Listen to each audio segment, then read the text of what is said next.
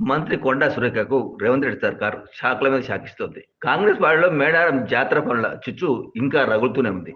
తన శాఖలో మంత్రి పొంగులేటి శ్రీనివాసరెడ్డి అతిగా జోక్యం చేసుకుంటున్నాడని, మేడారం అభివృద్ధి పనులను ఆయన కంపెనీకి దక్కేలా చేసుకున్నాడని మంత్రి సురేఖ బహిరంగంగానే ఆరోపించిన విషయం తెలిసిందే. పొంగులేటిపై కూడా మంత్రి సురేఖ అధిష్టానానికి ఫిర్యాదు కూడా చేసింది. అయితే మంత్రుల వివాదాలకు కారణమంటూ కొండా సురేఖ ఓఎస్డీ సుమంత్ ను ఆమెకు చెప్పకుండానే ప్రభుత్వం ఉండఫలంగా తొలగించి ఒక షాక్ ఇచ్చింది. అతనిని అరెస్ట్ చేసేందుకు ఏకంగా మంత్రి సురేఖ ఇంటికి అర్ధరాత్రి వేళ పోలీసులు వెళ్లే సంగతి తెలిసిందే. ఈ షాక్ నుంచి తెరుకోక ముందే మరో షాక్ తగిలింది కొండా సురేఖకు. ఈ వ్యవహారం కొనసాగుతుండగానే దేవాదాయ శాఖ మంత్రికి రేవంత్ రెడ్డి సర్కార్ షాక్ ఇచ్చింది. మేడారం అభివృద్ధి పనులను ఆర్ఎండ్బి శాఖకు అప్పగించింది. తక్షణమే రికార్డర్ అప్పగించాలని మంత్రి కొండా సురేఖకు చెందిన దేవాదాయ శాఖకు ఆదేశాలు జారీ చేసింది. ఈ మేరకు ప్రభుత్వ ప్రధాన కార్యదర్శి రామకృష్ణారావు ఆదేశాలు కూడా జారీ చేశారు. అంటే ఆమె శాఖలో ఆమెకు తెలియకుండా పనులను రెవెన్యూ శాఖ అప్పగించడం ఈమెకు మరో షాక్. ఈ మేడారం జాతర పనులు రగిలిన చిచ్చు కొండా సురేఖకు శాఖల మీద షాకిస్తోంది. మరి ఈ వివాదం ఏ పరిణామాలకు దారితీస్తుందో